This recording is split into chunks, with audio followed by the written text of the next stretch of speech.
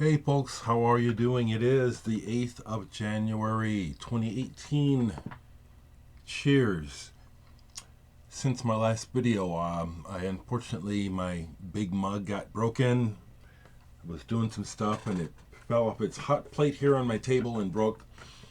So this is actually a cup that I've used for, a long time. So it came back out of retirement. Cheers.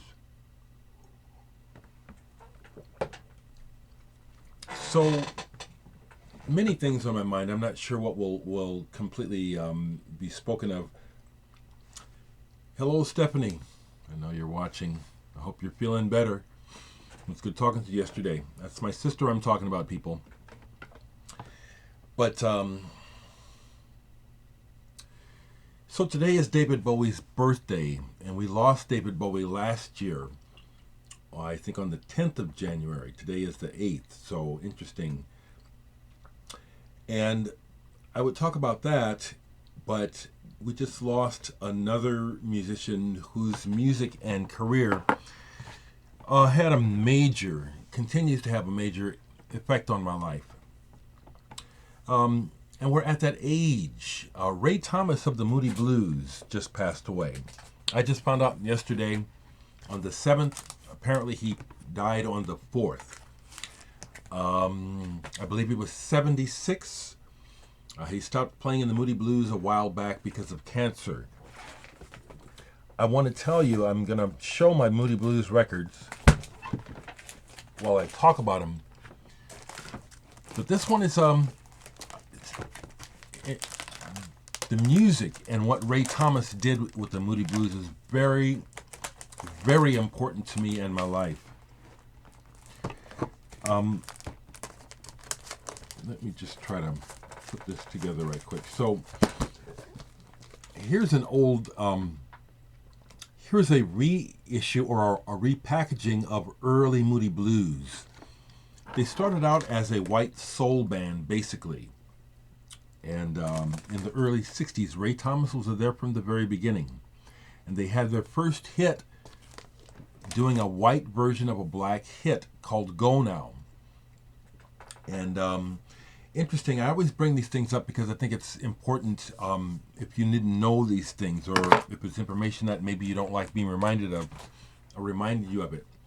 The Moody Blues were a perfect example of where the white world had to make blackness acceptable by whitening it. The song Go Now, I forget the woman's name, but it was an inner city hit. But the world was so sick and racist that they couldn't stand the idea of a black person being heard by white people, so they had to find a white person. How insane is that? And we're still living in a world that is that insane. Yes, I do make these comments and will always make them. The president right now, fire and fury, the man is insane. It's another example of the unfairness of life and white privilege and how wrong it is. You know, if Trump was another color, he'd have been out of office long time ago. But because he's white and rich, look at all the excuses being made for this totally unqualified man. It completely relates to what I'm saying about the Moody Blues. That the Moody Blues were able to become popular, like a lot of things, on my back, my people's back.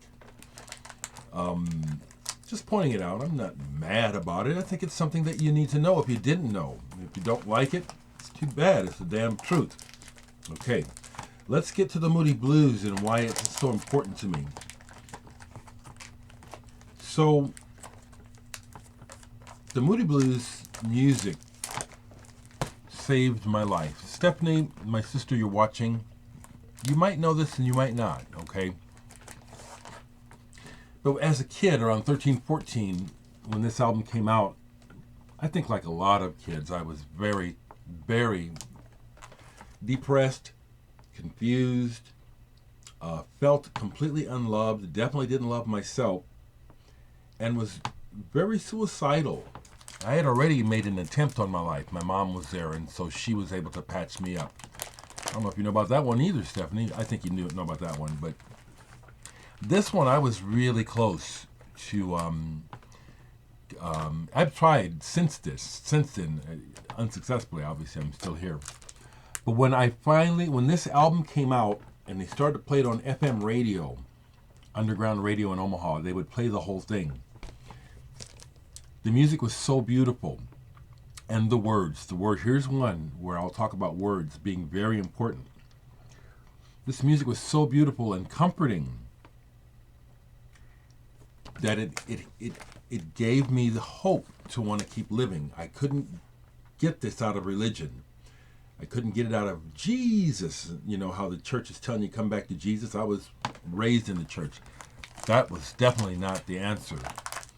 But something about the beauty and the quality of the music and the words of this Days of Future Past gave me the will to want to keep living. For that reason alone, the Moody Blues are really important to me, but it goes beyond that. Their music is a major influence on me.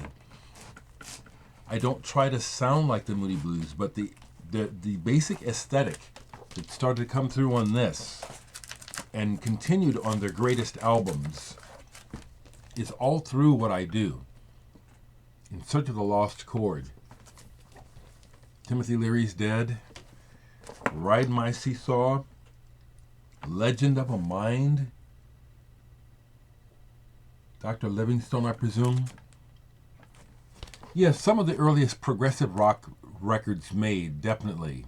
I don't know what I would consider to be the first prog rock album, but Days of Future Past is definitely one of them, coming out in 1967. Their albums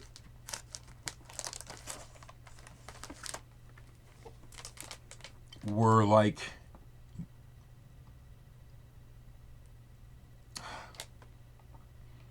chapters of a very, very deep book. I don't want to say the Bible because they're cosmic, they're beyond religion. Their message is beyond religion. I have 2 copies of this. This is an English pressing because I'm partial to import pressings. And then I have a regular American pressing, On the Threshold of a Dream.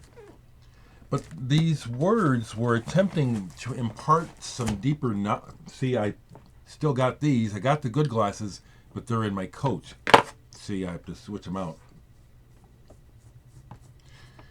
But these records, the message was attempting to elevate and uplift and send a message of a positive message of what we're really about. This is my favorite of them. To our children's children's children. I never thought I'd get to live to be 100, live to be 1,000,000. Traveling on Eternity Road. This is one of my favorites, and the words are very important. One of the lines on here, which some people probably think is just immature and egg-hated, is one of my life tenets. Love everybody and make them your friend.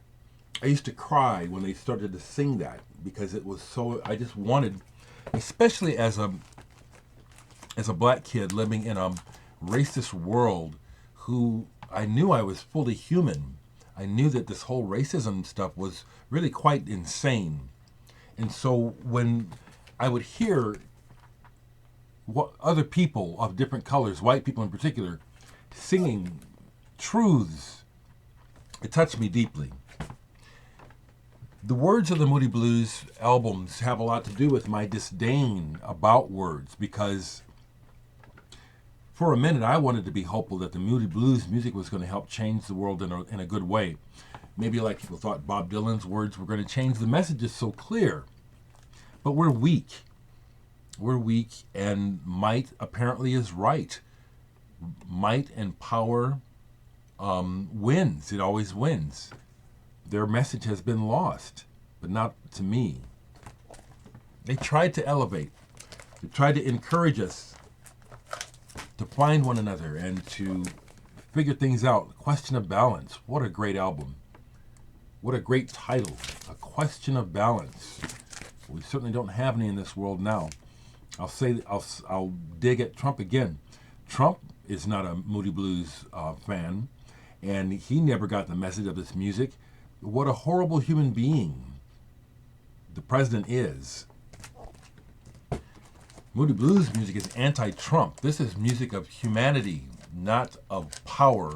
And I swear, the people that are fighting over the power seem inhumane. They seem to have lost their minds.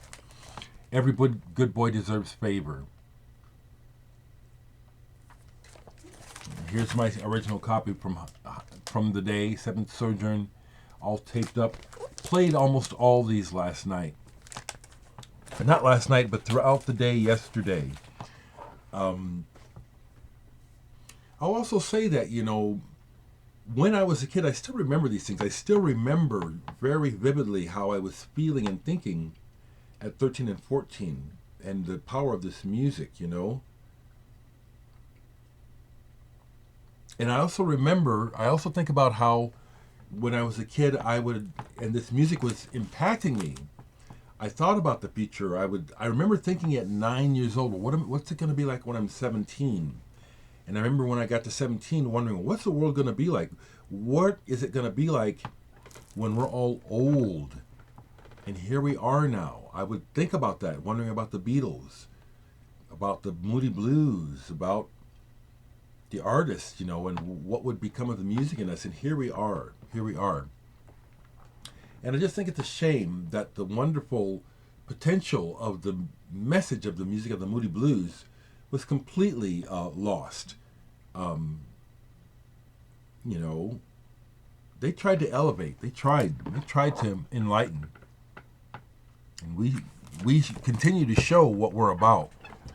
Lowlifes. We're lowlifes. We've got scum running everything. We've got power mad scumballs.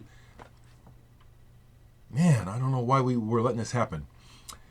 I do have those glasses. Thank you. And I'll have them in the next video. I just put them in my coat because I have to switch these out. I also have these by the Moody Blues. Caught Live, +5, Octave. Yeah, the 7 albums, that 7-album run, that's the stuff. The Present. And by the time they made these albums, it's like, it's pretty much over. It's like they have a sound and they have audience that will buy their records. But so rest in peace, Ray Thomas. Really important. Thinking about David Bowie too. The fact that this is the first year since his death, major. But looking at my life, who's had the actual greater impact in sum total on who I am as a person compared to David Bowie, Prince, and the Moody Blues? And without a doubt, the Moody Blues top Prince and David Bowie by miles. Rest in peace, Ray Thomas.